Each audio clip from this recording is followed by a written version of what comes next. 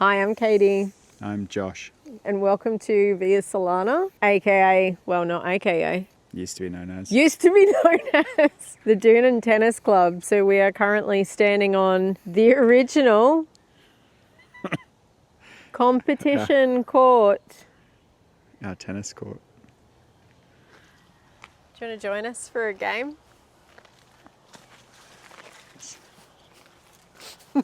So it's fairly untouched, which you'll see as a recurring theme throughout the entire property. Once upon a time, There were no this trees. was quite the architectural feat. And we can see the bones of what was once here. And our plan is to bring it from greatness into greatness in a different way.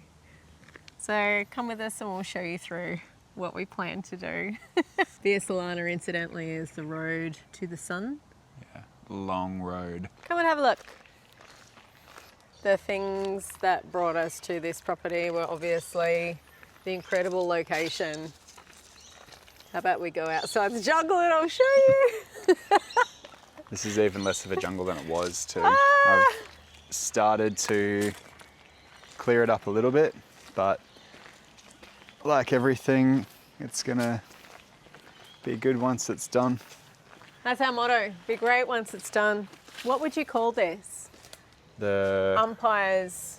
refreshments shed, the store shed, umpire's shed full of Regret. snakes and regret and spiders and old tennis court. The tennis court pieces that are in there are the pieces I've already ripped up from the Astro that was covering the tennis court, which is now not, but we then found a tennis court under our tennis court. Yay! So it was a bit of a journey. That's the old tennis lamp. We still have 3 of them up and they all work still, except for this one. This one was here when we bought the property. Turkey! Nature! Look at our nature! We get kangaroos, we get kookaburras. This is the first turkey I've seen. Yeah, we get Your wallabies. mum was just talking about that the other day. Hi, turkey. And where we're Christmas walking, is sorted.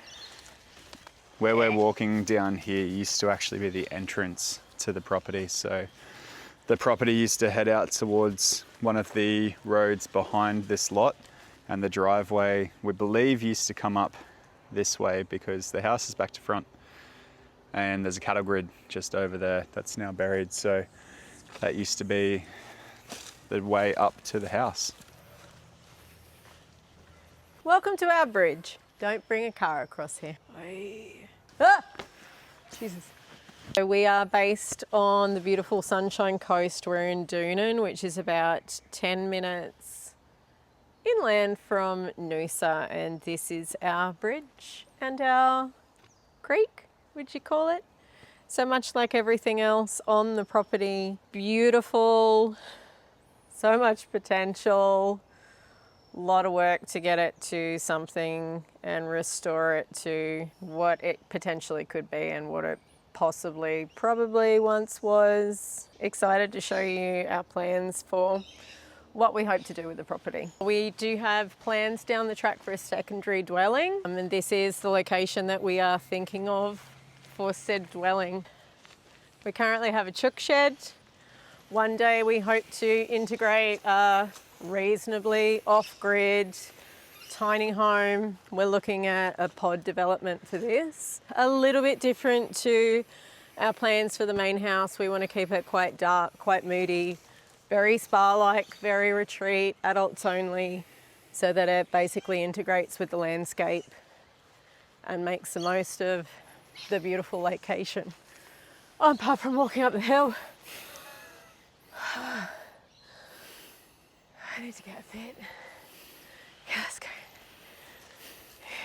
So welcome to Via Solana. So our reason for doing this was a few different things. One, I grew up in Tassie. I'm used to a very outdoors lifestyle and I wanted the same for my boys. So we've got 4 beautiful acres here, which you'll see throughout the build. And one of the things that we're aiming to do with this property is to create a connection between the indoors and the outdoors. So this is a 1980s double brick build. This is the original entry, which we've actually already taken quite a bit away. So we've removed half the pergola. When we first bought this pergola extended the whole way across. It was incredibly dark, was incredibly oppressive. I'm facing north at the moment. This property once upon a time was oriented to a street which now no longer exists. As you can see, we've got a really low roof line here, so there was no light coming into the house, no connection between the indoors and the outdoors. So one of the benefits of this property is it actually has a pretty good layout, but the one thing that it's really lacking is the connection from inside to outside. So if you come in with me, show you what I mean. Where did you go? So you are currently standing with us looking towards the entrance of this house. So as you can see, if you, babe, come down here. Let's look at this from down here. This is our lounge room. Obviously it's full of stuff. This is our current view to the north. What the? So the house used to be oriented in completely the opposite direction. If you look over this way, babe, this was where the living was oriented. So you can see out the window that used to be the pool, which is now the bane of our existence because it's just created level issues, roots, moisture ingress, which are some of the things that we're going to be resolving. Good God, we can't even show you. This is our lounge room, but it's a grand space. We've got a beautiful fireplace. We've got the incredible high ceilings and it's vast. We've got a lot of space to work with. We did have an interesting floor plan and transition from this area over here, which we have already done a little bit with. So initially we had an awkward little transition between the dining, the entry and the lounge, which we've already integrated with a new curved concrete floor, and we'll be installing some strip lighting underneath this to create a really beautiful transition between the rooms. And our biggest structural change in the whole program will be the entry sequence. So as you could see before, it's fairly underwhelming. We don't have any connection between the indoors and the incredible view to the outside. What we plan to do, I had a couple of options. We've obviously been planning this for a long time. One plan was to completely remove the roof in the whole house and lift the roof line, because it's obviously quite oppressive at the moment, which isn't really helping with all the brick everywhere. We don't want to lose the character of the home. We don't want to lose the beautiful rake ceilings. We don't want to lose the detail. So we've gone with a more specific surgical approach. So instead of doing everything, we're going to contract our budget, spend into one area, which is going to be this particular section. So as you can see, we've already taken out one wall. This will actually all be removed. This is our kitchen currently. As I mentioned to you, we got curves. It smells in here. Oh, what is that smell? What are we doing with plumbing as well? Ain't good. It's raw. Whew. We're redoing all the plumbing. So this is our kitchen space, which is very typical of the time. We've got a condensed space, a galley style kitchen. We've got what would have been a beautiful archway at the time. Obviously it doesn't suit the way that we live today. It doesn't suit the way that we'll be using the house, and it's not optimizing the site. So again, beautiful northern view, beautiful sunlight. Oh my God, the sunlight. As I said, this is going to be the area that we spend the most structurally. Everything else in the house, fortunately, good layout, good bones, structurally sound. So this is where we're going to spend the bulk of our money and really create that huge dramatic change. So all of this will come out. We are having a cantilevered concrete ceiling that will span through the kitchen and extend out as a blade roof out into the alfresco area. We're obviously going to raise the roof level as well. So it's currently head height's 2.13, which is pretty underwhelming. Not letting any view in, not letting a whole lot of light in unless it's that very westerly afternoon sun. So we're raising the head height here to 2.7 and creating a real wow factor. A real entry and a 5.5 metre door that will recess all the way back into a hidden pocket. That's really going to change the orientation of the house, how the house functions, bring in beautiful materials, but that's really our focus here, is creating this huge connection to the outdoors, to our teeny tiny pool that's being installed outdoors, and just creating a whole new space where we can live with family and friends and enjoy the space. We're creating quite a monolithic structure through the kitchen, which will be a huge island through here. I'm a little bit obsessed with natural stone, so we're featuring that through kitchen, bathrooms. That's really something that's bringing the whole design together and giving it the character that we want to build. It's not your usual neutrals. A little bit concerned about whether it's actually going to pan out because we have two very different quartzites that we're going to be using in the same kitchen. So it's going to be interesting to see how that turns out. I hope it's really great, but it'll be different.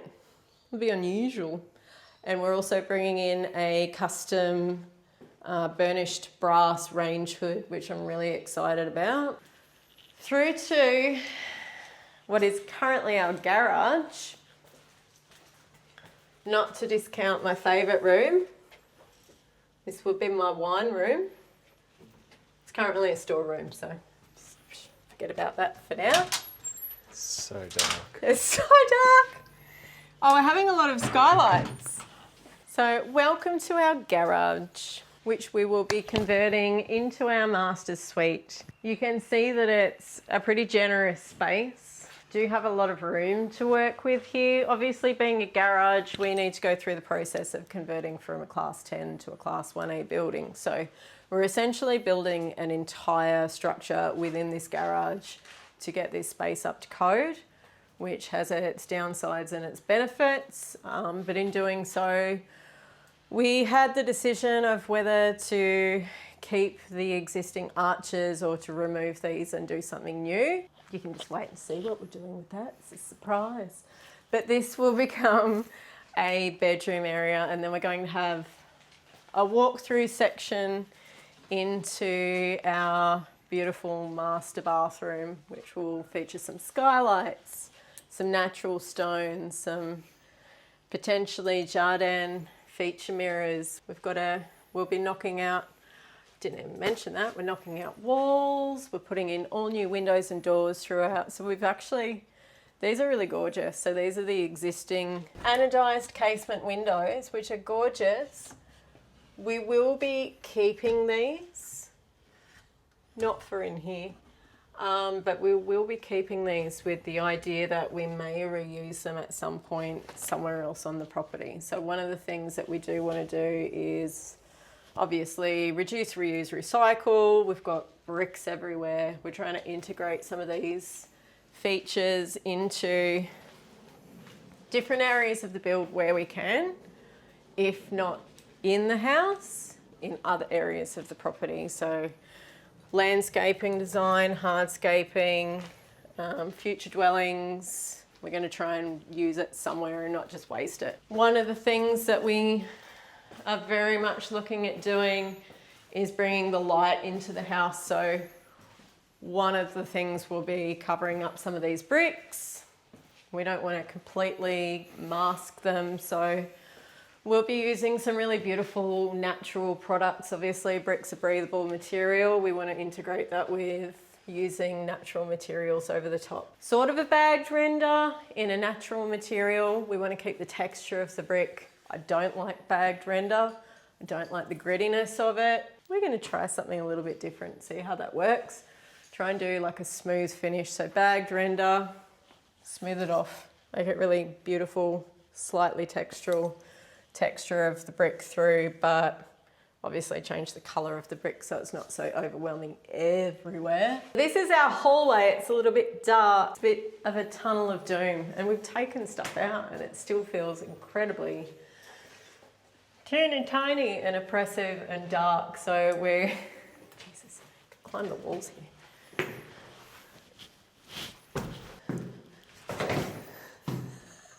It's really quite scary, isn't it? So the proportions of this are very strange. What we're hoping to do here is just balance that. So we're trying to bring some light in. We'll be having skylights down the hallway, changing materials on the walls just to tone down the detail everywhere. One of the things with this house is there's so many material changes and detail that it's incredibly overwhelming.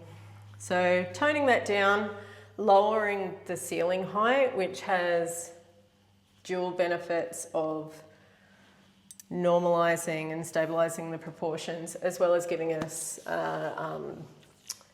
access for, what's the word? Services.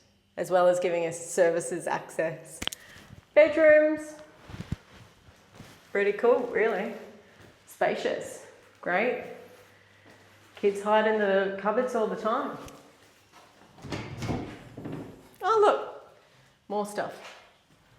It's our gorgeous little decorations. We've finished already, babe. New doors, raising the head height of the doors throughout. New bathrooms everywhere, new windows. I feel like as not really exciting as a hallway can be, I feel like this is going to be one of the really important changes to the house. You know, currently it's just an oppressive tunnel, and I think when we're finished it's actually going to be a really beautiful feature, and you'll see the difference between how scale and proportion can really make something a little bit awkward and uncomfortable, and how you can change that with different material and working with different proportions and just bringing natural light in. So it'll be interesting to see how that one changes. This will also, I mentioned the ceiling running through there. So as I said, services, electricians do not love this kind of ceiling, especially not with double brick structure. So we are bringing through a 2.7 drop ceiling throughout the new roof section. Which gives the benefit of being able to add services. We've got more flexibility with that. It's also going to create a really beautiful feature through here. So we're actually, when we drop the ceiling, we're going to do a beautiful curved edge to the ceiling and then create a nice finish on that, which will tie in with the wall finish and hopefully create something really unique which ties in with the curve on the floors. We really don't have a style. Being a designer, I change my mind every single day about which direction I want to take this. I don't have a particular style I like. So we're bringing elements of a whole bunch of different styles into the build. The serenity. This is what we did it for. Look at that.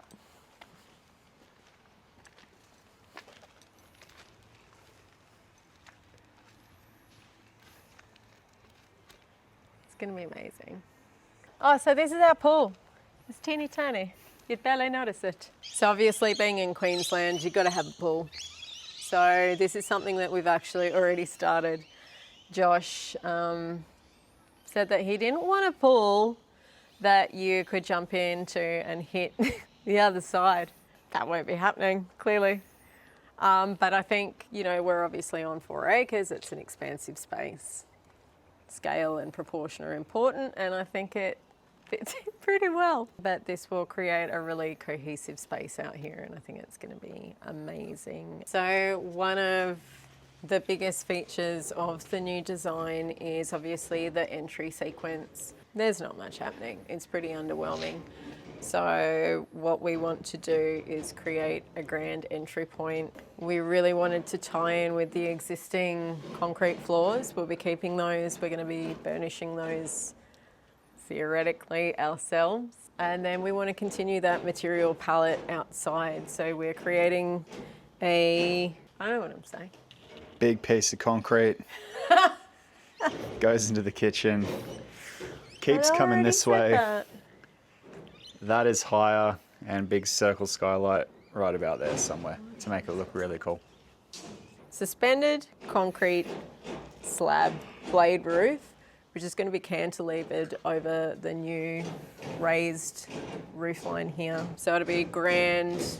We'll have a beautiful entry oculus at the front door, and then we'll have some green roof planting which will trail over the side with a cantilevered pergola, timber pergola coming off the front. So it'll really just create a really pretty incredible entry moment, which couldn't be further from what we have at the moment.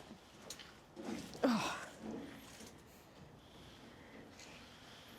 Playing out into our al fresco area, which being in Queensland is probably one of the most important places in a build, and really making this the section where we'll be spending our time. One of the great things about being in the hinterland is obviously the space and the peace and quiet. One of the downsides, future upsides, is that we are basically off grid. So I'm standing on our water tank now. This is the access to it. So we have 144,000 litres of water underneath me right now, which means we're completely independent from town water. We don't have access to it, but we have obviously inherited this from the original owners who were here from the 80s, and they did not have any filtration system on this property in the 50 odd years that they lived here. So they apparently boiled their water daily. So we've installed a triple filtration system with UV filter as well. We are aiming to install a solar system that will allow us to be essentially off-grid. So it will support this pool. We've got plans to install heating for the pool, central heating throughout the property. What else will we have? Backup generator. Yes, we will have a backup generator. So the aim being that, you know, the world goes to shit, we can live independently, basically of anything that's going on. We want to create a system that is capable of running everything that we will be having on site: pool, air conditioning, filtration, all our power needs. At some point in the future, we'll be installing sauna, so we can really live independently, lower our emissions, lower our usage needs, lower our costs. So that, in a nutshell, is our plan for our little oasis. So we've got a long road to go. We don't have an endless budget. This project has basically been about creating somewhere that is a beautiful place to raise our family, as well as obviously highlighting my skills as a designer, Josh's skills as a photographer, what we can do, how we can push the boundaries, and how we can really bring this property back to life, because it's got so much opportunity. It's such a beautiful location, and we're really quite proud to be able to bring it back to life and hopefully see it into a new generation of what it could be.